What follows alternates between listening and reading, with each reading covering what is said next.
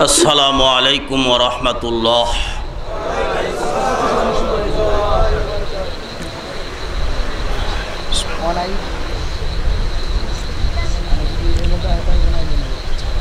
আলহামদুলিল্লাহ আলহামদুলিল্লাহ নাহমাদুহু ওয়া নাস্তাঈনুহু ওয়া নাস্তাগফিরুহু ওয়া নু'মিনু বিহি ওয়া নাতাওয়াক্কালু আলাইহি ওয়া নাউযু বিল্লাহি মিন শুরুরি আনফুসিনা ওয়া মিন সাইয়্যাতি আ'মালিনা। من يهده الله فلا مضل له ومن يضلله فلا هادي له ونشهد أن لا إله إلا الله وحده لا شريك له ونشهد أن سيدنا ومولانا محمدا عبده ورسوله أما بعد فأعوذ بالله من الشيطان الرجيم بسم الله الرحمن الرحيم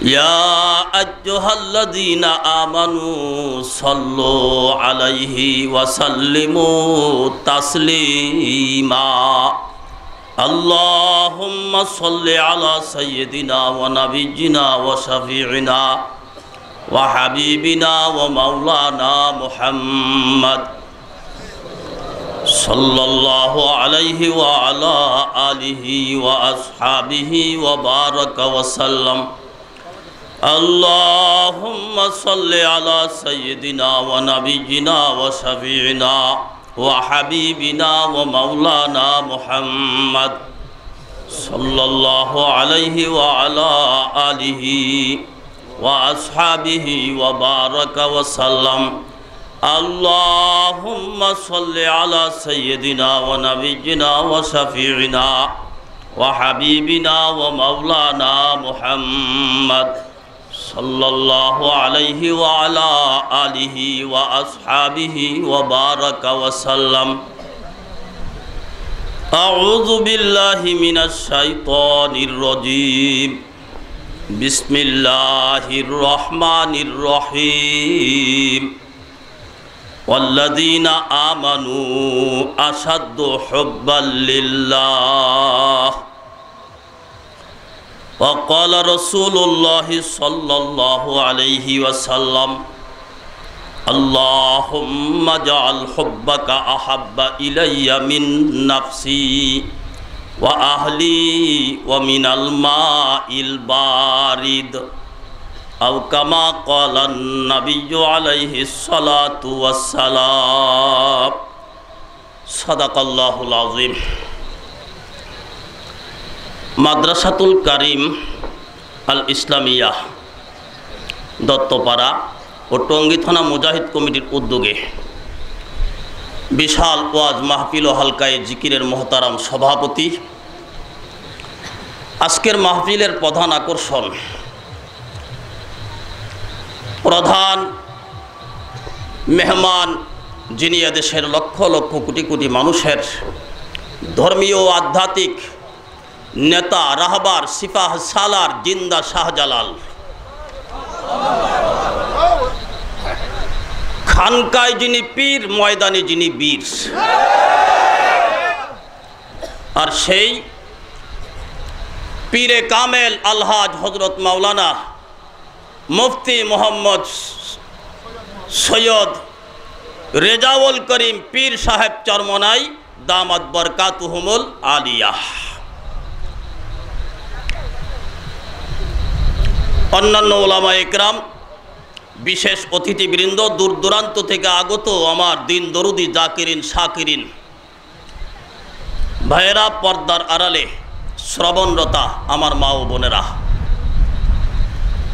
আল্লাহ পাকের দরবারে লাখো কোটি শুকরিয়া যে মহান রব্বুল আলামিন আমাকে আপনাকে দুনিয়ার যাবতীয় কাজ কারবার থেকে পৃথক করে কোরআন হাদিসের মাহফিলে, আলেম ওলামাদের মজলিসে, জাকিরিন শাকিরিনদের মজলিসে আসার বসার, আলোচনা করার, আলোচনা শ্রবণ করার সুযোগ করে দিয়েছেন। চিল্লায়া জোরে সোরে সবস্বরে বলি আলহামদুলিল্লাহ। খুশি না বেজার? কারা কারা খুশি? আলহামদুলিল্লাহ বলে হাত নামাই। আল্লাহ আল্লাহ আল্লাহ আল্লাহ আল্লাহ। যেই জায়গায় বসেছি এই জায়গাটা আজকের এই মুহূর্তের জন্য দিঘির পার না,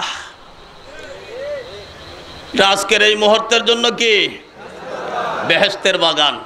আমার কথা, কোন মোল্লা মৌলবীর কথা, কোন পীর মাশায়েখের কথা, স্বয়ং জনাবে রাসূলুল্লাহ সাল্লাল্লাহু আলাইহি ওয়াসাল্লাম বলে গেছেন, মাজালিসুল ইলম হিয়া রাউজাতুম মিন রিয়াদিল জান্নাহ।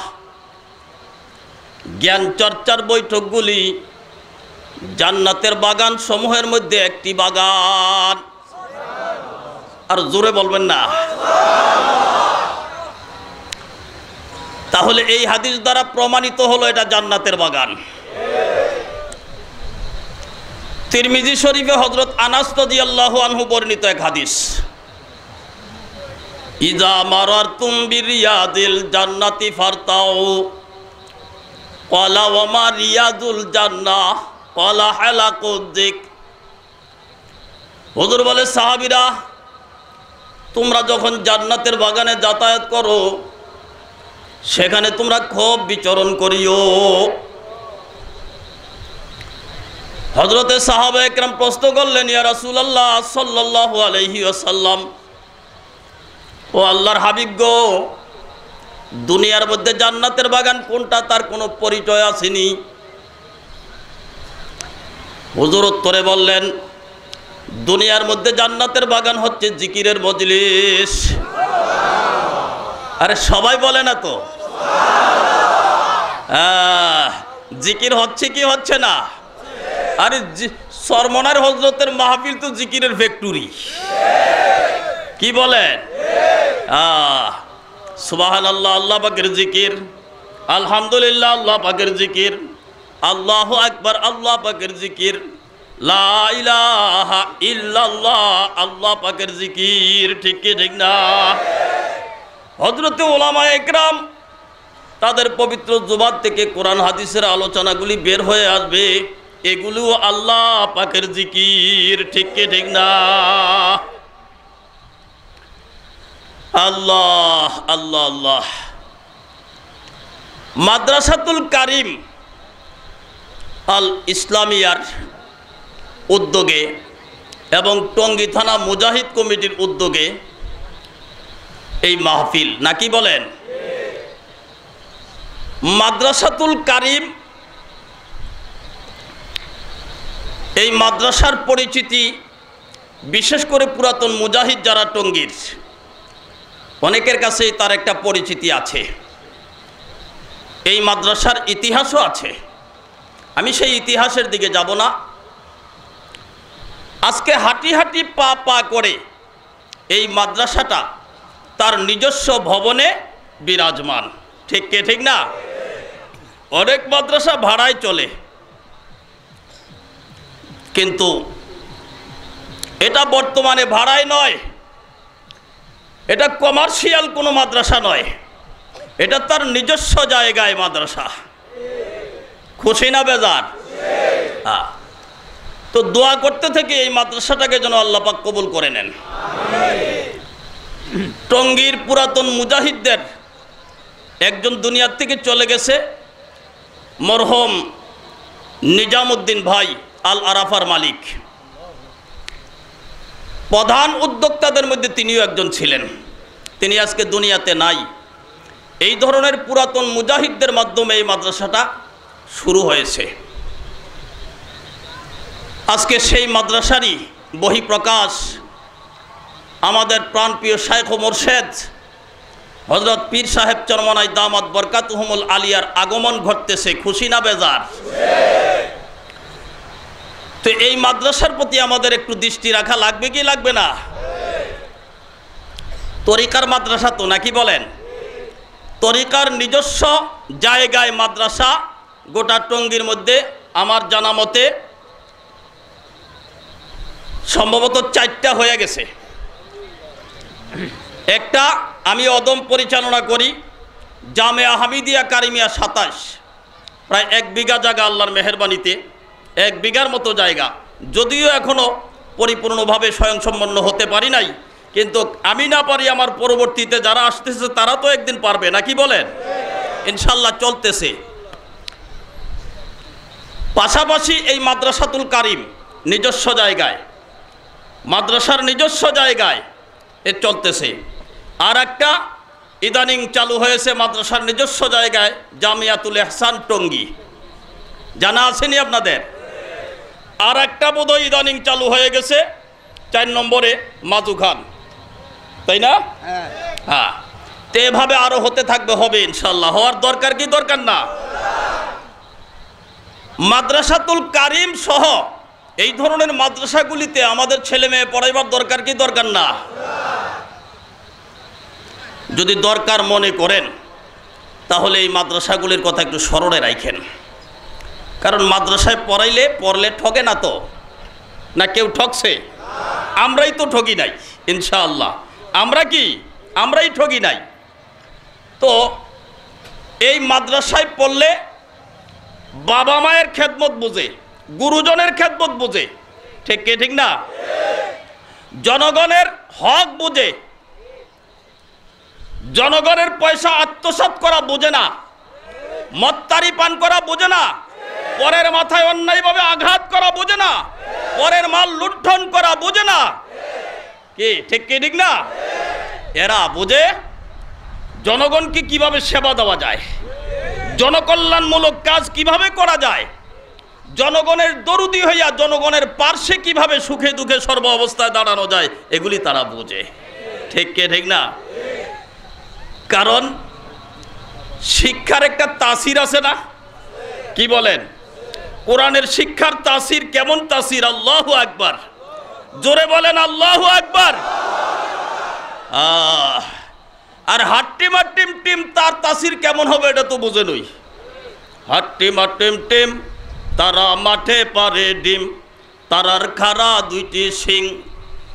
এমন গাঁজাঘুরি কথা থেকে ছেলেমেয়েরা কি শিখবে বলেন দেখি? যার খাড়া 2টি শিং হে বলে মাঠে ডিম পারে।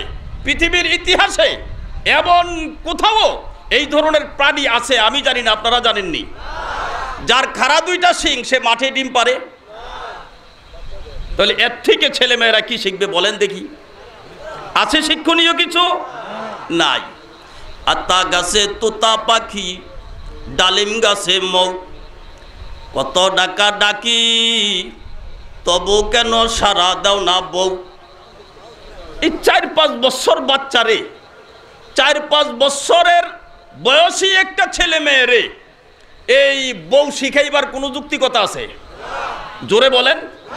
হ্যাঁ, এই হলো অবস্থা। এই ধরনের লেখাপড়ার দ্বারা কি শিখবে আর জনগণকেই বা কি দিবে এরা? ঠিক না? আর আমাদের মাদ্রাসাগুলিতে দেখেন শুরুর থেকেই কি শিখায়। শুরুর থেকেই কি শিখায় দেখেন। 1 2 3 4 কোরআন শরীফ শিখবো, আইন মানবো আল্লাহর। 5 6 7 8 করব মোরা কোরআন পাঠ। 9 10 11 12 আল্লাহ পাককে ভয় করো।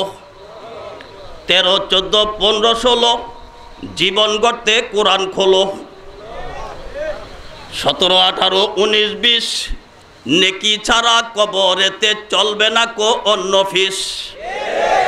দেখছেন 20 সংখ্যা পর্যন্ত গণতে যায় কতটা মৌলিক বিষয়ের জ্ঞান তার অর্জিত হয়ে গেল। ঠিক না? ক খ গ গ হ উম আল্লাহ পাককে বলে বন্দা কেমনে তুমি ঘুম। এই শিক্ষা যে পায় শিশুকালে সে কি ফজরের নামাজের আজান হবে মসজিদে আর সে ঘুমের ঘরে বিভোর হইয়া থাকতে পারে? আরে পারে পারে। চ ছ জ জহনীয় বিড়াল ডাকে আল্লাহ আল্লাহ, আমরা শুনি মিয় মিয়।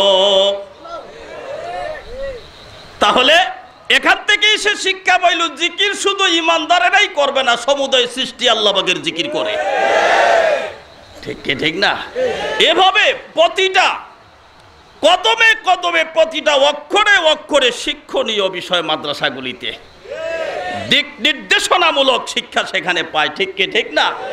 নসিহতমূলক শিক্ষা পায় সেখানে। আর বর্তমান জমানায় কি বলবো, দুঃখে কলিজা ফেটে যায়। মায়েরাই ছেলে মেয়েদেরকে বামপন্থী করে। ঠিক কি ঠিক না? এদেশে 60 থেকে 70,000 ব্রাক স্কুল চলতেছে। রাগ করেন নাকি আপনারা? আরে আপনারা কি রাগ করেন নাকি? এই 60 থেকে 70,000 ব্রাক স্কুল, এই টেকনাফ থেকে তেতুলিয়া, রূপসা থেকে পাথুরিয়া, এই 54,000 বর্গমাইল এরিয়ার মধ্যে ব্যাঙ্গের ছাতার মতো ব্রাক স্কুলগুলি, হ্যাঁ, জনগণের রন্ধ্রে রন্ধ্রে প্রবেশ করে, জনগণের হিতাকাঙ্ক্ষী, জনগণের দরুদি বলে নিরক্ষরতা দূরীকরণের লক্ষ্যে এই সমাজে প্রবেশ করে। আর এই সমাজের এই আগামী দিনের উজ্জ্বল ভবিষ্যৎ, হীরাখণ্ড কলিজার টুকরা আমাদের এই সন্তানগুলির এই উজ্জ্বল ভবিষ্যৎ অন্ধকার করতেছে। ঠিক কি ঠিক না বলেন? তাদের উদ্দেশ্য সৎ না। এদের উদ্দেশ্য কি? সৎ না, এদের উদ্দেশ্য অসৎ, অসৎ উদ্দেশ্য। এদের উদ্দেশ্যটা কি জানেননি? আমাদের ছেলে মেয়েদেরকে ধর্মান্তরিত করা। ঠিক কি ঠিক না? ধর্মান্তরিত করা।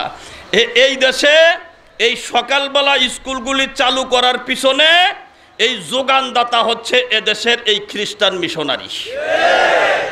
জানেন, আগে আমাদের ছোট সময় দেখছি 10টা 11টা থেকে প্রাইমারি স্কুল, সুন্দর আমরা সকালবেলা মক্তবে লেখাপড়া করে তারপরে মাদ্রাসায় যাইতে পারছি, এই স্কুলে যাইতে পারছি। ঠিক কি ঠিক না?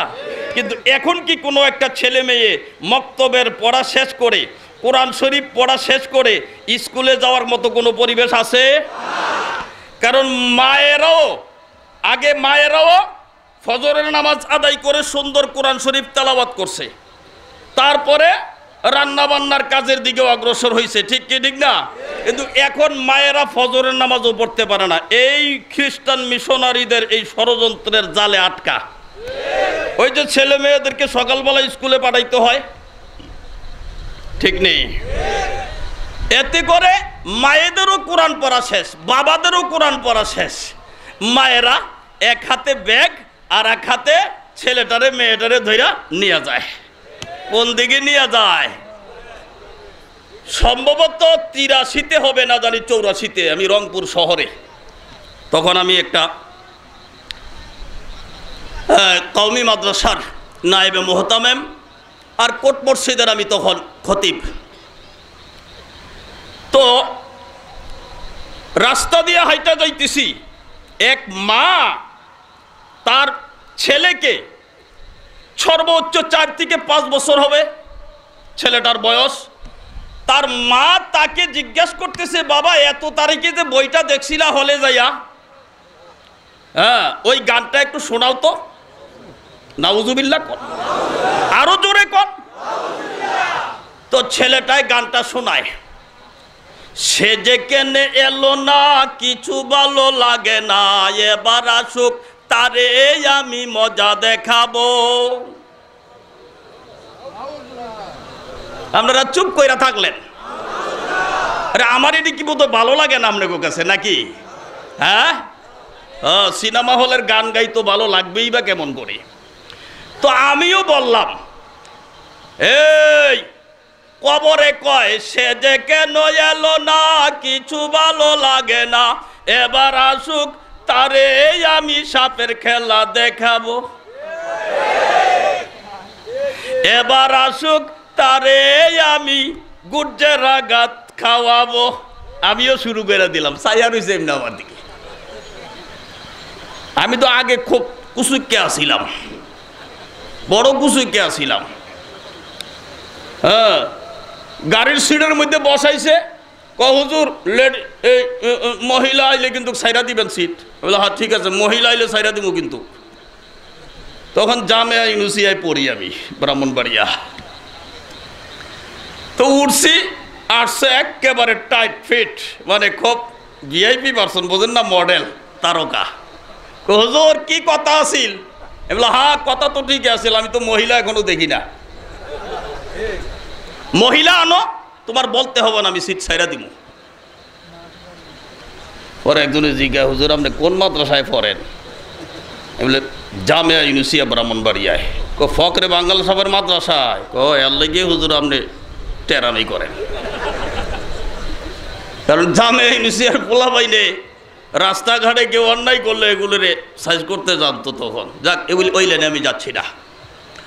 আল্লাহ আল্লাহ আল্লাহ আল্লাহ আল্লাহ। তো দেখেন, মায়েরা ছেলে মেয়েদেরকে হাত ধরে ধরে কোন দিকে নিয়ে যায়? জাহান্নামের দিকে, ঠিক কি ঠিক না? অথচ মায়ের কোল সন্তানের প্রাথমিক বিদ্যালয়। জোরে কোন, জোরে কোন? মায়ের কোল সন্তানের বিশ্বাস হয়। ভালো মন্দ শিশুদেরকে শিখাই দিবেন আম্মা জান, মায়ে প্রথম বানায় মুসলমান। ছোটবেলা সন্তানেরা করে খেলা আম্মা জান, আস্তে আস্তে শিখান আদব, পরে এলমে দিন শিখান। হাসরেতে আপনি যাতে নূরের টুপি মাথায় পান। ভালো মন্দ শিশুদেরকে শিখাই দিবেন আম্মা জান, মায়ে প্রথম বানায় মুসলমান। ভোর ফজরে উঠলে শিশু মায়ে বলবে পড়ো কোরআন। দিনী শিক্ষা না পায় শিশু মায়েদেরকে গান শোনান। দিনে দিনে যাবে বুঝি মুসলমানের পাক ইমান। ভালো মন্দ শিশুদেরকে শিখাই দিবেন আম্মা জান, মায়ে প্রথম বানায় মুসলমান। কারণ আইলে জাগা জমি বহু সন্তান করছে দান। কেউ রাজা দিরাজ হইয়া একটা সন্তান নাহি পান। কাউরে আল্লাহ নিঃসন্তান বানায়, কাউরে সন্তান করে দান। ভালো মন্দ শিশুদেরকে শিখাই দিবেন আম্মা জান, মায়ে প্রথম বানায় মুসলমান। ছোট সন্তান যাহা শুনে শিক্ষা তাদের বসে, ছোট সন্তান যাহা শুনে নকশা তাদের দিলে নকশা বসে যায়। ছোট সন্তান যাহা শুনে দিলে তাদের নকশা হয়ে যায়। তাই দিন শিখিতে সকালবেলা মাদ্রাসাতুল কারিমেতে দেন পাঠাই। ধন সম্পত্তি যাহা দিবেন শিক্ষা তাদের বড় দান। ভালো মন্দ শিশুদেরকে শিখাই দিবেন আম্মা জান, মায়ে প্রথম বানায় মুসলমান। মায়ের কোল, আরে জোরে কয় না কে? মায়ের কোল, আরো জোরে বলেন মায়ের কোল। তাহলে প্রাথমিক বিদ্যালয় থেকে ছেলেটারে মেয়েটারে মুসলমান হওয়ার প্রশিক্ষণ দেওয়া লাগবে। জোরে বলেন, ঠিক ঠিক না? তা না হলে কিন্তু রুচি নষ্ট করে ফেলাইব। তা না হলে কি রুচি নষ্ট করে ফেলবে। আর রুচি যখন নষ্ট হয়ে যাবে তখন কোনটা হালাল কোনটা হারাম বুঝবে না। পার্থক্য করার মতো যোগ্যতা হারিয়ে ফেলবে। কোনটা জায়েজ কোনটা না জায়েজ, কোনটা ভালো কোনটা মন্দ, ওই যোগ্যতা চিরতরে হারিয়ে ফেলবে। ঠিক কি ঠিক না বলেন? বলো হুজুর সেটা আবার কেমন? আমি একটা দৃষ্টান্ত দেই। চৌধুরী বাড়ির মায়ের বিয়ে হয়েছে মুসিবাড়ির ফুলার লগে। আমি কিন্তু ওয়াজ করতেছি না এখনো। চৌধুরী বাড়ির মেয়ের বিয়ে হয়েছে মুসিবাড়ির ফুলার লগে। তো চৌধুরীর বাড়ির মায়া মুসিবাড়ির ফুলার কাছে যাইয়া তো অবস্থা কি হবে এটা জানে নেই। চৌধুরী বাড়ির বৈশিষ্ট্য আর মুসিবাড়ির বৈশিষ্ট্য জানা নাই আমাদের। সাওয়ারির থেকে নাই মই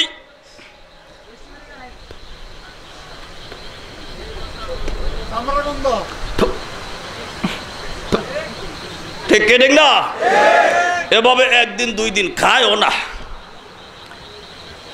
একদিন দুই দিন তিন দিন, এক সপ্তাহ, 8 দিন 9 দিন 10 দিন যখন গেছে, 10 দিনের মাথায় আর মুখও রুমাল দেয় না, থুতুও ফেলে না, আর সিসিও করে না। এখন চৌধুরী বাড়ির মাইয়ায় মুসি বাড়ির ফুলারে ডাক দিয়া কয়, প্রাণের স্বামী দেখছো আমি চৌধুরী বাড়ির মাইয়ার কি গুণ? কয় কি গুণ? কয় দেখো না 10 দিন আগে তোমার বাড়িতে আসছিলাম, নাক টান দিবার পারি না দুর্গন্ধে, আর এই 10 দিনের ব্যবধানে আমি চৌধুরী বাড়ির গুণে তোমার বাড়ির যত দুর্গন্ধ আসিল একেবারে দুইয়া মুইসা পরিষ্কার, এখন আর কোনো গন্ধই নাই। তো ইলাই কয়, শ্বশুরের জি আসলে মুসি বাড়ির গন্ধ দূর হইছে না, মুসি বাড়ির গন্ধ দূর হইছে না। তোর নাকটা তো এতদিন আসিল চৌধুরী বাড়ির নাক, রুচিটা ছিল চৌধুরী বাড়ির রুচি। এখন এই 10 দিনের ব্যবধানে তোর নাকটা হয়ে গেছে গা মুসি বাড়ির নাক, তোর রুচিটা হয়ে গেছে গা মুসি বাড়ির রুচি। এর লাগে আর তোর নাকের মধ্যে এই চামড়ার গেরাল লাগে না। ঠিক কি ঠিক না? এরা আসিল কিন্তু প্রকৃত মুসলমানের সন্তান। ঠিক কি ঠিক না? এরা ছিল কলেমাগু মুসলমান, এরা ছিল আল্লাহ পাকের সৃষ্টি, আল্লাহ পাকের বান্দা। ঠিক কি ঠিক না? কিন্তু এরা এই খ্রিস্টান মিশনারিদের খপ্পরে পড়ে, এদের ষড়যন্ত্রের জালে আক্রান্ত হয়ে এরা যদিও একদিন তাদের সেই নাকটা ছিল চৌধুরী বাড়ির নাক, মদিনাওয়ালা নাক, সেই নাক হয়ে গেছে এখন মুসিবাড়ির নাক। রুচি ছিল মদিনাওয়ালা রুচি, আজকে তাদের সেই রুচি হয়ে গেছে গা মুসিবাড়ির রুচি। ঠিক কি ঠিক না? এই জন্য তাদের কাছে কোরআন ভালো লাগে না, এই কোরআনের ফ্যাক্টরি মাদ্রাসা ভালো লাগে না, এই কোরআন যারা শিখায় ওই উলামা ইকরামদের আওয়াজ তাদের দেখাশোনা ভালো লাগে না। এগুলি দেখলেই নাক ছিটকায়। ঠিক কি ঠিক না? ওই যে নাক নষ্ট, রুচি নষ্ট।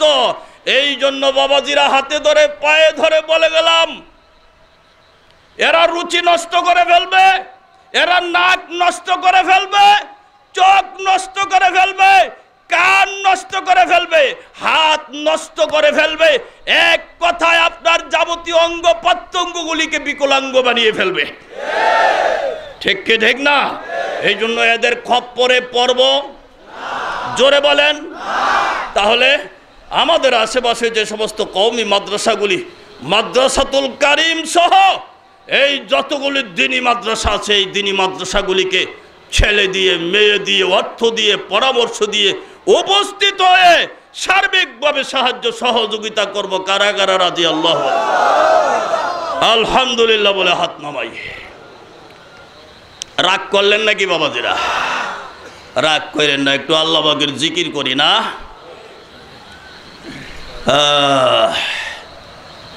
আল্লাহ বাদে কেহ মাবুদ নাই, লা ইলাহা ইল্লাল্লাহ, লা ইলাহা ইল্লাল্লাহ, লা ইলাহা ইল্লাল্লাহ, লা ইলাহা ইল্লাল্লাহ, লা ইলাহা ইল্লাল্লাহ, লা ইলাহা ইল্লাল্লাহ, লা ইলাহা ইল্লাল্লাহ, লা ইলাহা ইল্লাল্লাহ, লা ইলাহা ইল্লাল্লাহ, লা ইলাহা ইল্লাল্লাহ, লা ইলাহা ইল্লাল্লাহ, লা ইলাহা ইল্লাল্লাহ, লা ইলাহা ইল্লাল্লাহ, লা ইলাহা ইল্লাল্লাহ, লা ইলাহা ইল্লাল্লাহ, লা ইলাহা ইল্লাল্লাহ, লা ইলাহা ইল্লাল্লাহ, লা ইলাহা ইল্লাল্লাহ মুহাম্মাদুর রাসূলুল্লাহ। আর একটু কথা না বললে আমার শায়খ ও মুর্শিদ হযরত পীর সাহেব চরমনাই রহমাতুল্লাহ আলাইহির আত্মার সাথে গাদ্দারি করা হবে।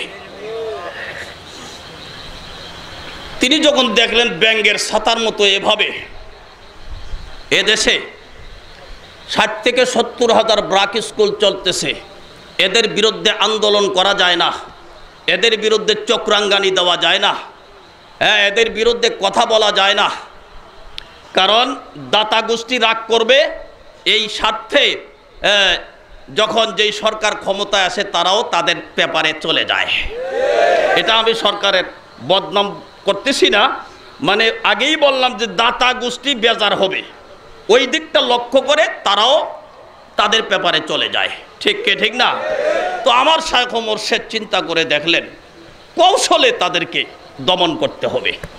এই জন্য তিনি এই সূচনা করলেন বাংলাদেশ কোরআন শিক্ষা বোর্ড।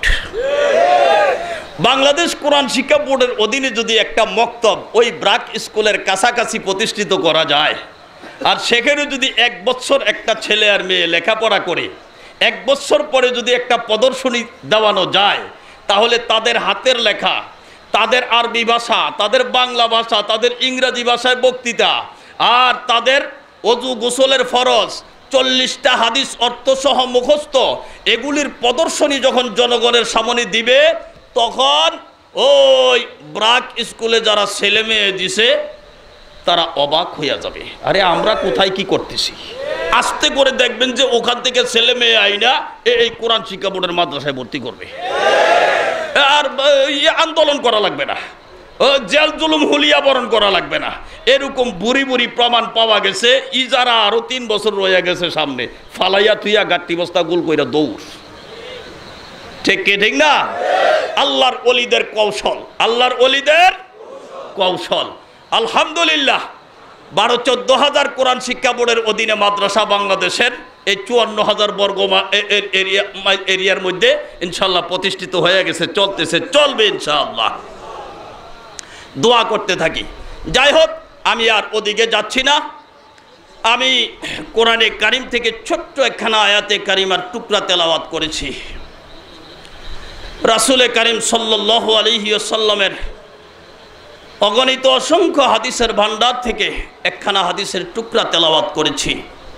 আল্লাহ পাক যদি তৌফিক দান করে এই আয়াতে কারিমার হাদিসকে সামনে রেখে কয়েকটা কথা বলার চেষ্টা করব, বাকি আল্লাহ পাকের ইচ্ছা। বলবো হেদায়েতের উদ্দেশ্যে, শুনবও হেদায়েতের উদ্দেশ্যে, নাকি বলেন? আল্লাহ পাক বলতেছেন, ওয়াল্লাযীনা আমানু আশাদ্দু হুব্বাল লিল্লাহ, যারা ঈমানদার তাদের অন্তরে আমি মাওলার ভালোবাসা অত্যন্ত প্রবল, অত্যন্ত বেশি, অত্যন্ত মজবুত। চিল্লায়া বলি সুবহানাল্লাহ। যারা ঈমানদার তাদের অন্তরে আল্লাহর ভালোবাসা কম না বেশি? আরো জোরে, কম না বেশি? বেশি। আল্লাহ বলতেছেন বেশি। কে বলতেছে বেশি? আল্লাহ বলতেছে বেশি। তাহলে বেশির প্রমাণ কাজে কর্মে ফুটাইতে হবে কি হবে না? যাদের অন্তরে আল্লাহ পাকের ভালোবাসা বেশি তারা তো নামাজ ছাড়িয়া দিতে পারে না। ঠিক না বাবারে? যাদের অন্তরে আল্লাহ পাকের ভালোবাসা বেশি তারা তো তাকবীরে উলা কোশ্চিন কালো ছাড়িয়া দিতে পারে না, জমাত ছাড়িয়া দিতে পারে না, তাহাজ্জুদ ছাড়িয়া দিতে পারে না, ইশরাক আওয়াবিন ছাড়িয়া দিতে পারে না, সকাল সন্ধ্যা আল্লাহ পাকের জিকির ছাড়িয়া দিতে পারে না, মানুষের হক নষ্ট করতে পারে না। ঠিক না? কারণ তারা সদা সর্বদা আল্লাহর ভালোবাসা নিয়েই ব্যস্ত থাকে। ঠিক না? কারণ তাদের অন্তরে আল্লাহ পাকের ভালোবাসা সবচেয়ে বেশি। ঠিক নেই বাবারে? তারা হাঁটতে গেলেও আল্লাহ পাকের জিকির করে, বসতে গেলেও তারা আল্লাহ পাকের জিকির করে, শুইতে গেলেও তারা আল্লাহ পাকের জিকির করে, খাইতে গেলেও তারা আল্লাহ পাকের জিকিরের মাধ্যমে খানা শুরু করে, অফিসের চেয়ারে বসলো তারা আল্লাহ পাকের জিকির দিয়েই অফিসের কাজ শুরু করে। ঠিক না? এ বাবারে, দোকানে ব্যবসায়ী প্রতিষ্ঠানে বসে ব্যবসায়ী প্রতিষ্ঠানের কাজ শুরু করার আগে আল্লাহ পাকের জিকির দিয়া শুরু করে। ঠিক না? শিক্ষা প্রতিষ্ঠানে বসে আল্লাহ পাকের ভালোবাসায় অন্তর ভরপুর হওয়ার কারণে আল্লাহ পাকের জিকির দিয়া প্রতিষ্ঠানের কাজ শুরু করে, ঠিক কি ঠিক না? আর মাঝে মধ্যে দীর্ঘ শ্বাস সারিয়া দিয়া বলে, আহারে আমি বুঝি আমার মাওলারে রাজি খুশি করতে পারলাম না, আল্লাহ তুমি আমারে মাফ করিয়া দাও।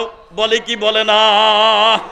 বাবারে, যাদের অন্তরে আল্লাহ পাকের ভালোবাসায় ভরপুর, যাদের অন্তরটা আমার আল্লাহ পাকের ভালোবাসায় ভরপুর, আল্লাহ আল্লাহ আল্লাহ, একটা মুহূর্ত সময়ও তারা আল্লাহ পাকের জিকির থেকে গাফেল থাকতে পারে না।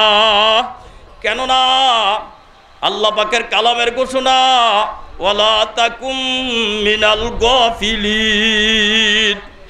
বাবারে, আমার শায়খ ও মুর্শেদ হযরত পীর সাহেব চরমনাই রহমাতুল্লাহ আলাই প্রায় সময় এই আয়াতের ওয়াজ করতেন। আমার আল্লাহ পাক রব্বুল আলামিন বলেন, ও বান্দা বান্দিরা, একটা মুহূর্ত সময়ও আমি মাওলার জিকির থেকে তোমরা গাফেল হইও না, ঠিক কি ঠিক না? বাবারে, এখন প্রশ্ন করতে পারেন যে হুজুর, একটা মুহূর্ত সময়ও যদি আল্লাহ পাকের জিকির থেকে গাফেল না থাকা যায়, তাহলে ব্যক্তিগত জীবন কিভাবে চলবে? পারিবারিক জীবন কিভাবে চলবে? সামাজিক জীবন কিভাবে চলবে? অর্থনৈতিক জীবন কিভাবে চলবে? রাষ্ট্রীয় জীবন, আন্তর্জাতিক জীবন, সিরাত সুরাত কিভাবে চলবে? এভাবে সব সময় জিকির করতে গেলে তো ব্যবসা বন্ধ হয়ে যাবে, চাকরি বন্ধ হয়ে যাবে, সমরনীতি বন্ধ হয়ে যাবে, আন্তর্জাতিক মুআমালাত মুআশারাত বন্ধ হয়ে যাবে, রাষ্ট্রীয় কাজ বন্ধ হয়ে যাবে। না না না না, বাবারে, আমার শায়খ মুর্শিদ রহমাতুল্লাহ আলাইহি খুব ভালো করিয়া বুঝাইয়া দিতেন। বাবা, আমি সেদিকে যাই না, আমি ছোট্ট একটা ঘটনা শোনাই আপনাদেরকে বুঝাইতে চাই সার্বক্ষণিক জিকির কিভাবে হয়। কারণ সার্বক্ষণিক যদি আমি জুবানে জিকির করতে যাই, তাহলে কিন্তু বাবা সত্যি সত্যি অফিসের কাজে বিঘ্ন ঘটবে, ব্যবসায়ী প্রতিষ্ঠানের কাজে বিঘ্ন ঘটবে, পারিবারিক কাজে বিঘ্ন ঘটবে, ব্যক্তিগত কাজে বিঘ্ন ঘটবে, ঠিক কি ঠিক না? বাবারে, সার্বক্ষণিক আল্লাহ পাকের জিকির জুবানে করা লাগবে না। এ বাবা, দিল্লির বাদশাহ গিয়াসউদ্দিন মরহুম রহমাতুল্লাহ আলাইহির নাম আপনারা ইতিহাসে পাইছেন, ঠিক কি ঠিক না? দিল্লির বাদশাহ গিয়াসউদ্দিন মরহুম, তিনি একজন আল্লাহওয়ালা বাদশাহ ছিলেন। তিনি যখন সিংহাসনে বসতেন, তখন কয়েক গজ সাদা ধবধবা কাপড়, ওই কাপড়টা ভাঁজ করিয়া তিনি সব সময় তাকিয়ার মধ্যে রাখিয়া দিতেন। যখন এসে সিংহাসনে বসতেন, ওই তাকিয়া থেকে কাপড়টা নামাইয়া তার সামনে ওই কাপড়টা ঝুলন্ত অবস্থায় রাখিয়া দিতেন সিংহাসনের সামনে। লোকেরা জিজ্ঞাসা করে, জাহাপনা, আপনি এই আমলটি কেন করেন?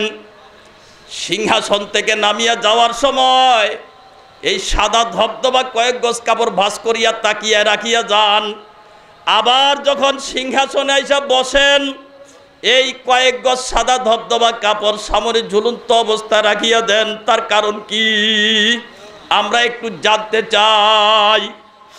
বাবারে, বাদশাহ গিয়াসউদ্দিন মরহুম চোখের পানিগুলি ছাড়িয়া দিয়া ডাক দিয়া বলে, ও আমার সহকর্মীরা, আমি দিল্লির বাদশাহ, আমার মধ্যেও কিন্তু নফস আছে, আমাকেও শয়তানে প্ররোচনা দেয়, আমাকেও শয়তান ধোঁকা দেওয়ার চেষ্টা অব্যাহত রাখে। আমি এই শয়তানের ধোঁকা থেকে বাঁচার জন্য, নফসের ধোঁকা থেকে বাঁচার জন্য আমি এই কাজটা করি। আমি যখন এই কাপড়টা আমার সামনে ঝুলন্ত অবস্থায় রাখিয়া দেই, শয়তান যখন আমাকে ধোঁকা দিতে আসে, শয়তান যখন আমাকে প্ররোচনা দিতে থাকে, আমার নফস যখন আমাকে দুনিয়ার লাইনে আগাইতে উৎসাহিত করে, আমাকে ধন সম্পদের লোভ দেখায়, আমাকে অন্যায়ভাবে লুণ্ঠন করার লোভ দেখায়, আমাকে অন্যায়ভাবে নারীর দিকে তাকাবার লোভ দেখায়, আমি যেহেতু বাদশাহ, আমি তো ইচ্ছা করলে এগুলি করতে পারি, ঠিক কি ঠিক না? আমি যেহেতু বাচ্চা, আমাকে বাধা দেওয়ার মতো কেউ নাই।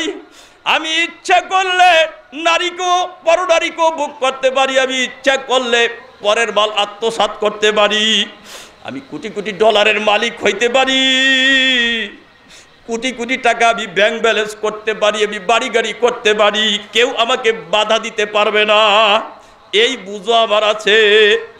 কিন্তু আমার সহকর্মীরা যখনই আমাকে শয়তান প্ররোচিত করে, আমি তখন এই কয়েক গজ সাদা ধবধবা কাপড়ের দিকে তাকাই, এই কয়েক গজ সাদা ধবধবা কাপড়ের দিকে তাকাই, আমি আমার নফসকে দমন করি। আর আমি আমার নফসকে সম্বোধন করিয়া বলি, এর নফস, আজকে যদি তুমি পরের মাল লুণ্ঠন করিয়া বড় লোক হও, বাড়ি গাড়ির মালিক হও, অন্যায়ভাবে কাউকে হত্যা করিয়া তুমি বাড়ি গাড়ির মালিক হও, পরনারীর দিকে যদি অন্যায়ভাবে তাকাও, তুমি কিন্তু একদিন এই পৃথিবী ছাড়িয়া চলিয়া যাইতে হবে। তুমি কিন্তু চিরদিন এই দিল্লির এই সিংহাসনের মধ্যে আসীন থাকতে পারবা না। যেই দিন তুমি এই দুনিয়া ছাড়িয়া চলিয়া যাইবা, সেই দিন কিন্তু এই কয়েক গজ সাদা ধবধবা কাপড় ছাড়া তোমার সঙ্গে কবরে আর কিছুই যাবে না। ও আমার সহকর্মীরা, আমি এই কয়েক গজ সাদা ধবধবা কাপড়ের দিকে তাকাইয়া আমি আমার নফসকে কন্ট্রোল করি, নিয়ন্ত্রণ করি।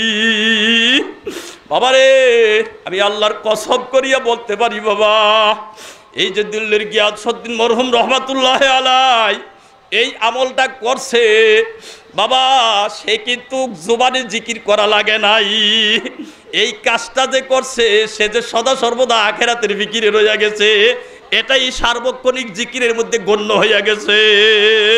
আল্লাহু আকবার কোন, আরো জোরে কোন, আল্লাহ আল্লাহ। আমল से जिंदगी बनती है, जन्नत भी जहन्नम भी, ये खाकी अपनी फितरत में है, ना नूरी है ना नारी। এ বাবারে ভালো করিয়া বুঝতে হবে, এ বাবা, যে ভালো আমল করবে সে জান্নাতি হবে, আর যে খারাপ বদ আমল করবে সে জাহান্নামী হবে। যেমন কর্ম তেমন ফল, ঠিক কি ঠিক না? তাই বাবা ভাবিয়া চিন্তিয়া মাওলার কবরে যাওয়া লাগবে। ওয়াল্লাযীনা আমানু আসাদ্দু হুব্বাল লিল্লাহ। ওই বাদশা গিয়াসউদ্দিন মরহুম, তার অন্তরের মধ্যে আল্লাহ পাকের ভালোবাসা সবচেয়ে বেশি ছিল, ঠিক কি ঠিক না? এ বাবারে, এই সিংহাসনের চাইতো আমার আল্লাহ পাকের ভালোবাসা তার অন্তরে সবচেয়ে বেশি ছিল, ঠিক কি ঠিক না? আল্লাহ আল্লাহ, এইভাবে যে ব্যক্তি আল্লাহকে ভালোবাসতে পারবে সেই কামিয়াব। আর তার সম্পর্কেই আমার আল্লাহ পাক অন্য জায়গায় বলছে, রিজালুল্লাহ তুলহিহিম তিজারাতুন ওয়ালা বাইউন আন যিকরিল্লাহি ওয়া ইকামিস সালাহ ওয়া ইতাইজ যাকাত ইয়াখাফুনা ইয়াওমান তাতাকাল্লাবু ফীহিল কুলুবু ওয়াল আবসার। এ বাবারে, আল্লাহ পাক তাদের প্রশংসা করতে আছে, তাদের সম্পর্কে আবার আল্লাহ পাক বলতেছেন তারা এমন ব্যক্তি যাদের ব্যবসা বাণিজ্যে ক্রয় বিক্রয়ে আল্লাহ পাকের জিকির থেকে তাদেরকে গাফেল রাখতে পারে না, বিরত রাখতে পারে না, নামাজ কায়েম করা থেকে তাদেরকে বিরত রাখতে পারে না, যাকাত প্রদান করা থেকে তাদেরকে বিরত রাখতে পারে না। সুবহানাল্লাহ কোন। কি কারণে পারে না? এ বাবারে, কি কারণে পারে না?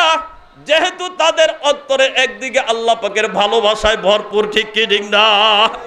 অপরদিকে তারা কিয়ামতের ময়দানের বিভীষিকাময় পরিস্থিতির কথা স্মরণে রাখে, ভয় করে।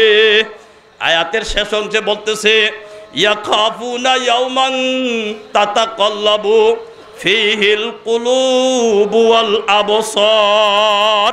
তারা সেই দিনকে ভয় পায়, আল্লাহ আল্লাহ, যেই দিন অন্তর্দৃষ্টি সমূহ উল্টে যাবে।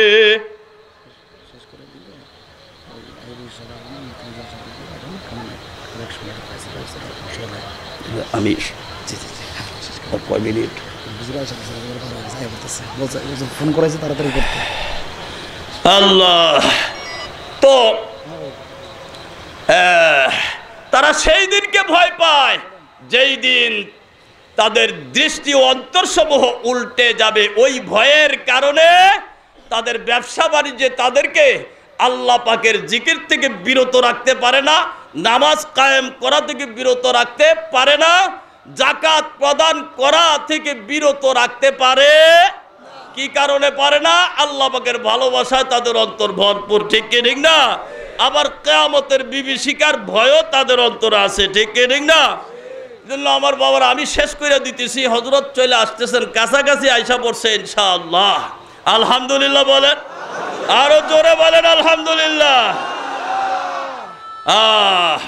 এই ভালোবাসার জন্য স্বয়ং রাসূল কারীম সাল্লাল্লাহু আলাইহি সাল্লাম দোয়া করছে। এই কথাটা বইলা শেষ করে দিতাম নি হুজুর, আমি যে হাদিসটা খুতবায় পাঠ করছি, হুজুর দোয়া করতেন, আল্লাহুম্মা জাআল হুব্বাকা আহাব্বা ইলাইয়া মিন নাফসি ওয়া আহলি ওয়া মিনাল মাইল বারিদ। জনাবে রাসূলুল্লাহ সাল্লাল্লাহু আলাইহি ওয়াসাল্লাম আল্লাহ পাকের দরবারে দোয়া করতেন, আয় আল্লাহ, তুমি আমার অন্তরের মধ্যে তোমার ভালোবাসা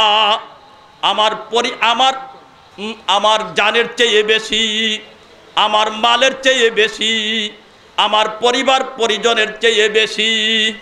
ও আল্লাহ, কঠিন পানির পিপাসার মুহূর্তে পিপাসার্থের নিকট ঠান্ডা পানি যত প্রিয়,